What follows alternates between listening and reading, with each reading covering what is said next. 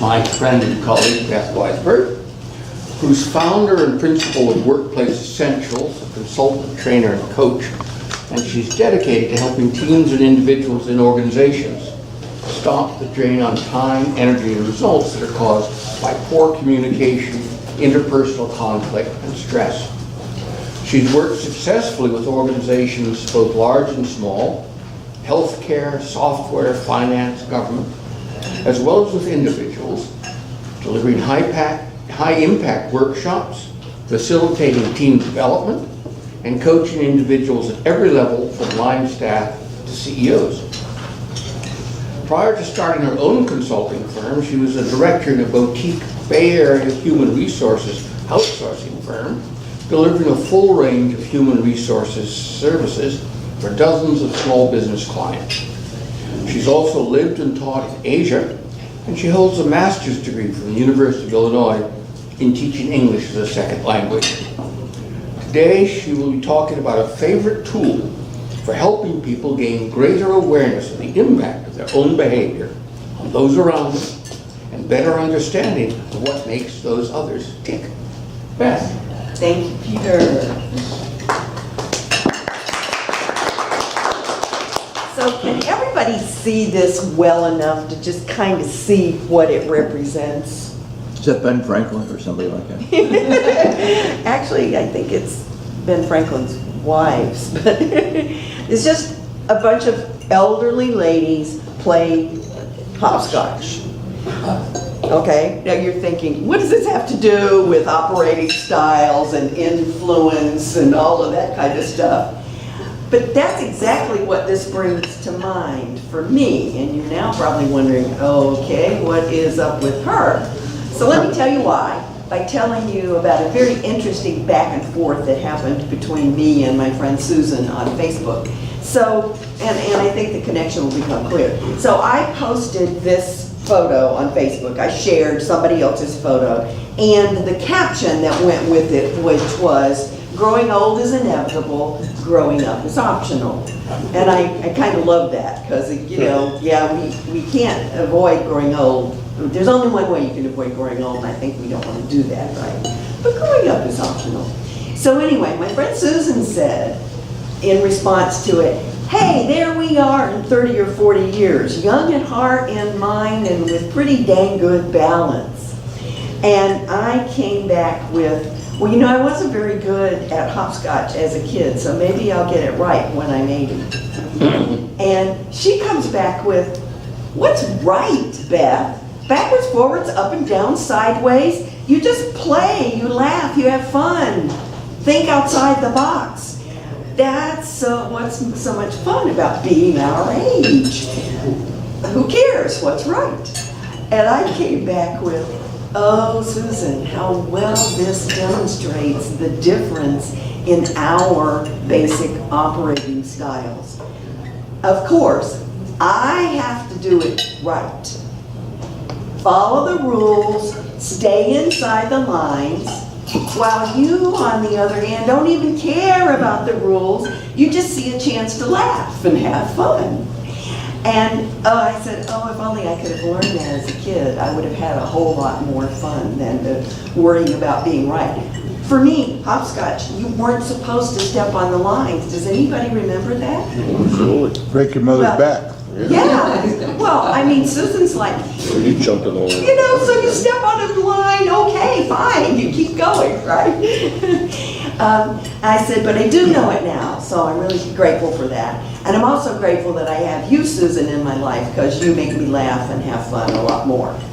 So it should be kind of obvious by now that Susan and I have different, very different operating styles. We see the world through different lenses. We have different frames of reference. Neither of us is wrong or bad, it's just different. She has a very flexible view of the world. She's creative and she's always looking for fun. And I, on the other hand, have a bit more rigid view of the world. There's a right way to do things, and I have to be right and do things right. Now, that's my core operating style. Fortunately, I've grown outside it a little bit, right? Anybody have a friend like that, that, you know, you're just so different? But, you know, sometimes we just shake our heads at each other, and other times we just enjoy the difference. We just have fun with it. So the fact is that those differences in operating style show up in just about anything we do, even in the way that Susan and I responded to this silly photograph. And that was what just kind of blew me away, that even that simple thing.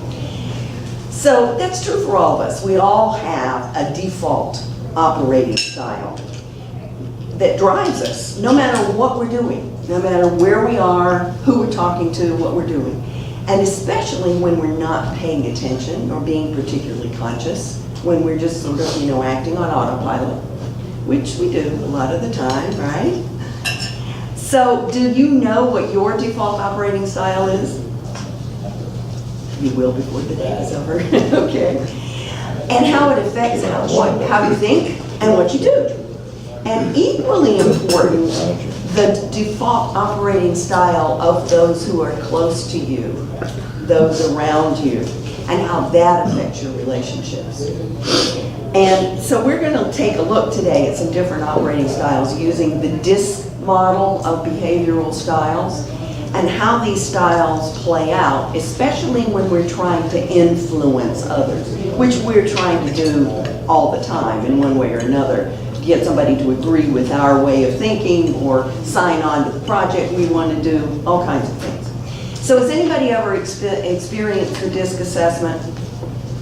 Know about you? Okay, good, great.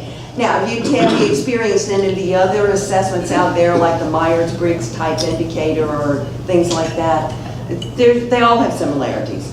Well, so what we're going to do today is we're going to do a very quick and dirty version of determining what everybody's operating style is. So you'll notice that there are these green, bright green signs on the four sides of the room.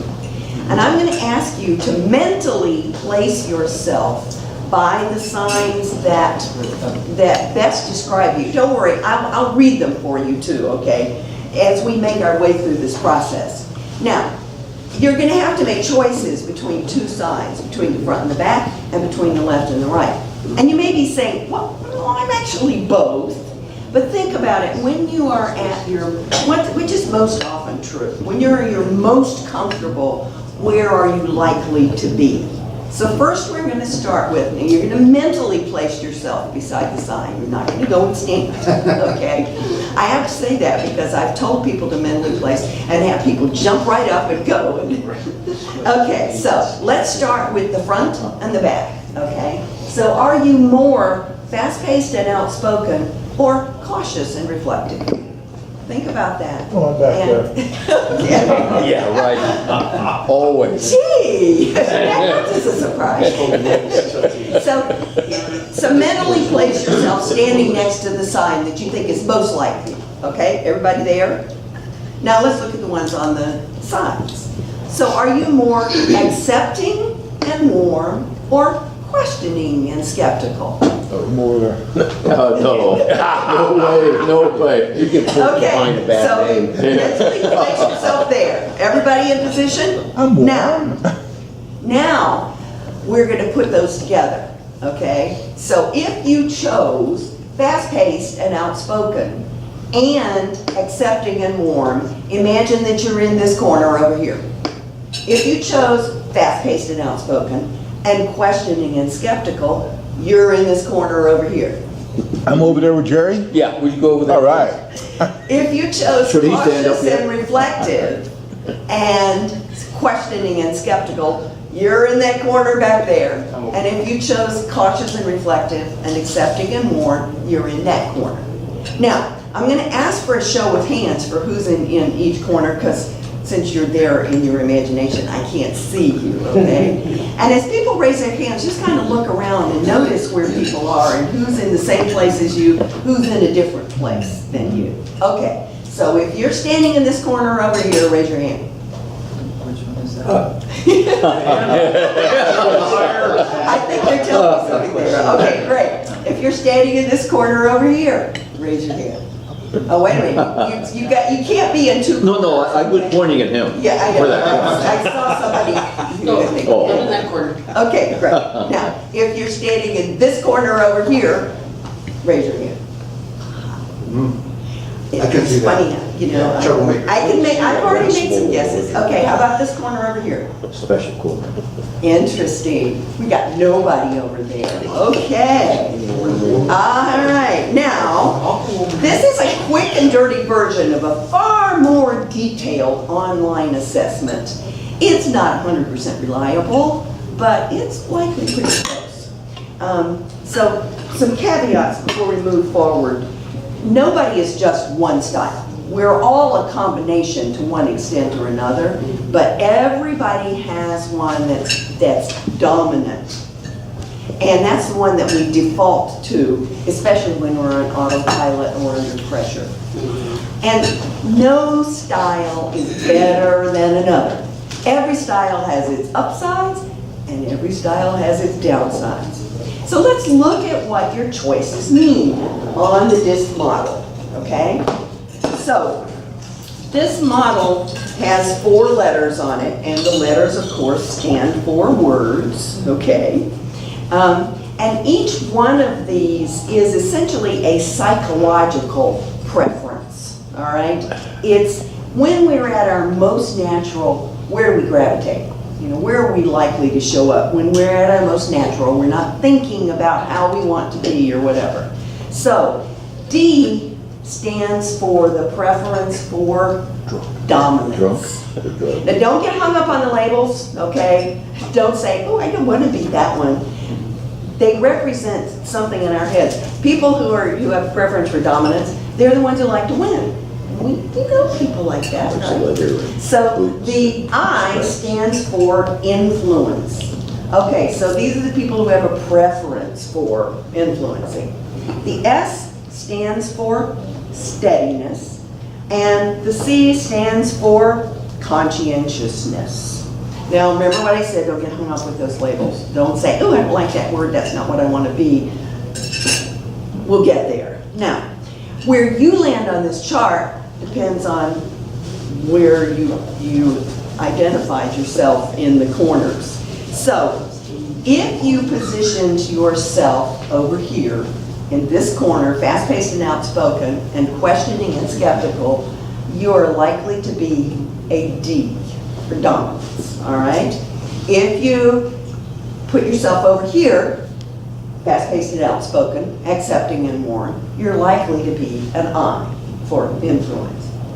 If you had been in that corner over there and nobody is, okay, accepting and warm and cautious and reflected, you're likely to be an S for steadiness.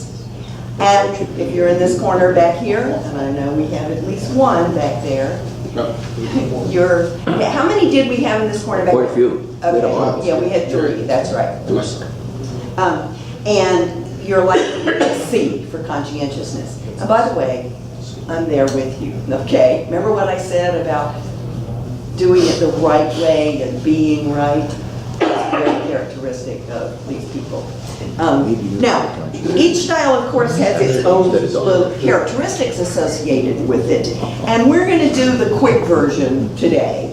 So if you are a D, you are likely to be direct, results-oriented, firm, strong-willed, and forceful. Okay? If you're an I, you're likely to be outgoing, enthusiastic, optimistic, high-spirited, and lively. Your favorite dog? If you're an S, and you're not, nobody in this room is, but I guarantee you that all of you know an S, and some of you may be married to one or have one as a partner, right? You're likely to be even-tempered, accommodating, patient, humble, tactful. I don't know anybody like that. Yeah. How about can you put your spouse in one of those corners too? Yeah. Are you allowed to put your spouse in, even if they're not here? Yeah, absolutely. That's Especially if they're not. that's the purpose of what we're doing, actually. And in C, you're likely to be analytical, reserved, precise, private, and systematic. Now, remember, these are generalizations and they don't necessarily fit everything, but what do you think? Is your style pretty aptly described? Yes. Yeah. Ring true? Yeah, okay. There's lots more to it than that, of course, but this should give you at least a taste. Now, I know, and I've got my timer up here too, okay? So, one way that this can play out is what each style needs from other people. So, if I could say to you, you need to understand about me, here's what I need you to be in order for us to interact effectively. So, I'm going to throw out some 3-word mottos and see if you can guess which style, all right? So, how about this one? Be precise, be logical, be thorough. Which one do you think? C. C, you bet. How about this one? Be brief, be bright, be gone. D. A D, you Franklin got it. Delano Roosevelt. How about this one? Be supportive, Who said that? be steady, be sincere. Yes. S. And fast, be fun, be flexible. That's the I, exactly. Now, style also drives what's important to people when they're buying, okay? And when we're influencing somebody, we're asking them to buy something from us, aren't we? You know, it's our idea, it's our point of view, it's our project, you know, whatever that might be. You know, maybe it's a course of action, whatever. So the words around the circle represent the priorities for each one of these styles. The things that are important to them when they're making a decision about whether they're going to buy into what you're talking about. So for a D, it's action, results, and competency. You know, they just want you to move. And this is where I said I guarantee somebody is married to, you know, a style that's very different from yours. I find that a lot. So when you're directly across, there's place for mismatch, right? Kind of like we're looking at the world from completely different lenses. Remember my friend Susan and me? She's a high I. You see? So we see the world very, very differently. Now we've learned to appreciate that about each other, and that's wonderful. But it really helps when we're kind of aware of that we can use this in so many places. You know, whether it's with a client or a prospect, with a boss, with an employee, with family members, just about any interaction we're in life or in business. So how do we apply all this to help us influence more people more easily?